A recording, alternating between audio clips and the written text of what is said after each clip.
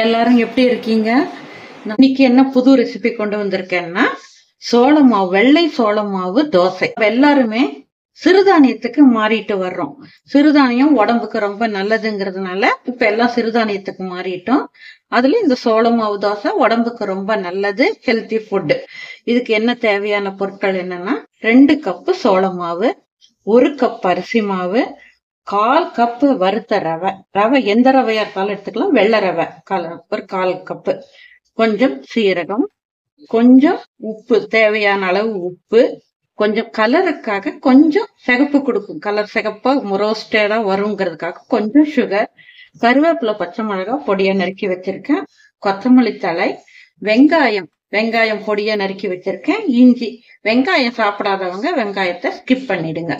இப்ப நம்ம செய்யலாமா? இப்ப நம்ம மாவு கலக்க ஆரம்பிச்சிடலாம்.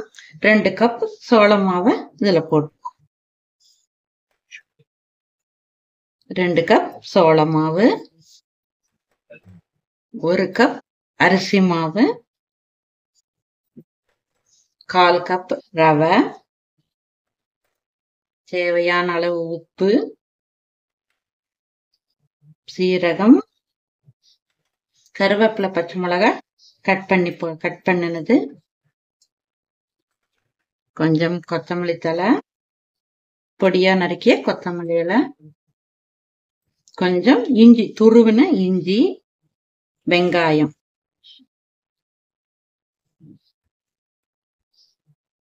இது எல்லாம் போட்டு இந்த கரண்டில நல்லா கலந்து விடலாம்.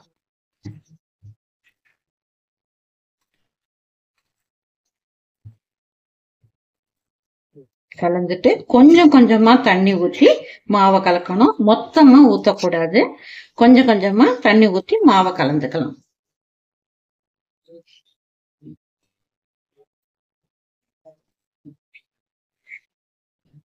அப்போ உங்களுக்கு கட்டி சேராத வரும். மாவுல கட்டி சேராத இப்படி கொஞ்சம் கொஞ்சமா போட்டு கலந்துக்குங்க.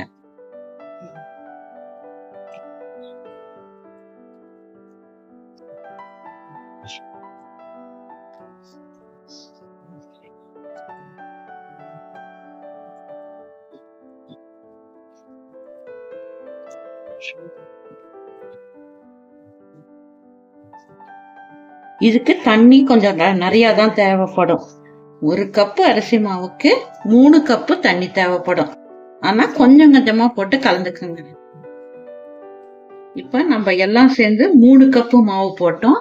அதுக்கு 9 கப்பு தண்ணி தேவைப்படும். அது ரவா தோசை மாவை விட கொஞ்சம் கெட்டியா இருக்கணும். அந்த அளவுக்கு இந்த மாவை நல்லா நீங்க கரைச்சி வச்சுட்டு 10 நிமிஷம் இந்த ரவையெல்லாம் ஊறதுக்கு ரெஸ்டிங் டைம் கொடுங்க.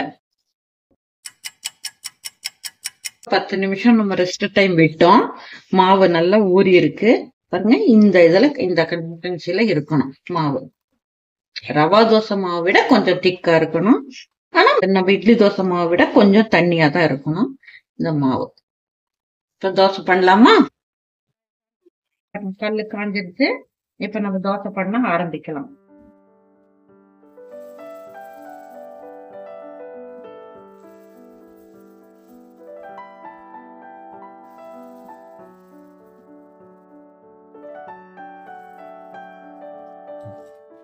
தோசை மாவு தட்டு மூடிட்டு அப்புறம் எண்ணெய் ஊத்தலாம். 5 நிமிஷம் வேகட்டும், நல்லா வேகட்டும். மாவு வெந்திருக்கு. இப்ப எண்ணெய் கொஞ்சம் ஊத்திக்கலாம்.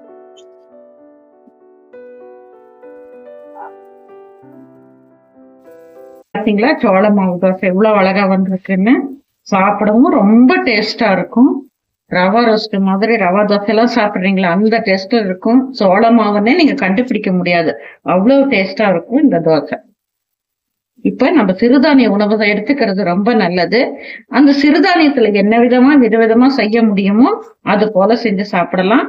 இன்னும் சிறுதானிய உணவுகள்லாம் நிறைய உங்களுக்கு போட்டு காட்டுறேன் பாருங்க. அருமையா வந்திருக்கு தோசை.